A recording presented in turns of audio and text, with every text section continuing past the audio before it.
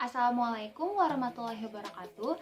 Hai semuanya, perkenalkan nama saya Nabila Finka Ansari. Saya dari Prodi D4 Fisioterapi semester 3. Di sini saya akan menjelaskan mengenai penyakit tortikolis kongenital dengan mata kuliah Patofisiologi Muskuloskeletal dengan dosen pengampu Bapak Ganesha. Apa sih penyakit tortikolis kongenital itu? Ya, tortikolis mengandung dua suku kata dalam bahasa Latin, yaitu tortus dan colum. Tortus artinya terpuntir dan colum itu artinya leher. Jadi, tortikolis adalah kelainan asimetris pada kepala dan leher yang dimana kepalanya ini menjadi miring ke satu sisi dan dagu berotasi ke arah yang berlawanan.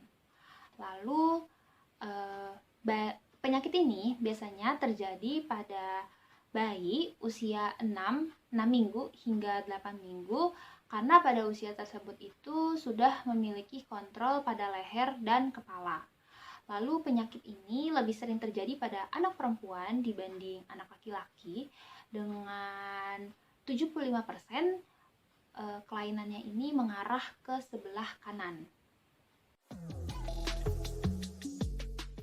Ya, untuk penyebabnya sendiri pun dikarenakan otot sternocleidomastoideus atau yang biasa disebut dengan otot SCM ini mengalami pengencangan dan pemendekan.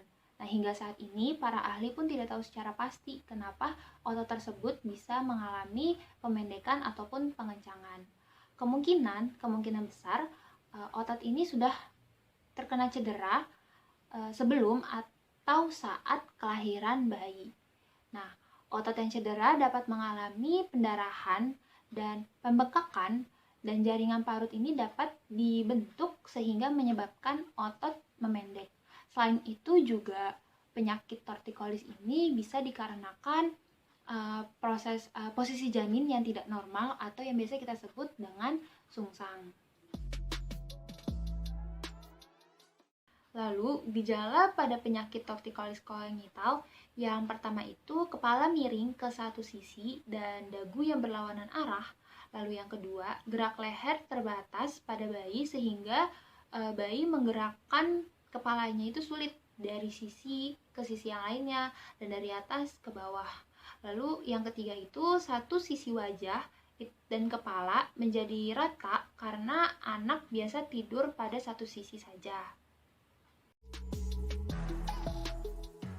Tortikolis kongenital ini mudah diketahui karena bayi biasanya itu selalu memiringkan kepalanya ke satu sisi. Namun akan lebih baik dan bisa dipastikan bagaimana kondisi bayi tersebut itu dengan membawanya ke dokter. Yang biasanya dokter akan bertanya terlebih dahulu seputar kelahiran bayi, lalu yang nantinya dilanjut ke pemeriksaan ronsen. Selain itu juga dokter akan memeriksa panggul bayi karena beberapa bayi yang menderita tortikolis kongenital ini juga memiliki kelainan pada panggul atau displasia panggul. Adapun diagnosis banding pada penyakit tortikolis kongenital itu yaitu ada kelainan bawaan, trauma C1-C2, kondisi peradangan, dan kelainan neurologis. Yaitu untuk yang pertama bisa menggunakan hot pad atau kompres hangat sebagai preliminary exercise. Lalu yang kedua itu bisa dengan massage untuk mengatasi nyeri atau spasme pada otot SCM. Lalu yang ketiga itu bisa passive stretching untuk mengatasi kontraktur pada otot SCM.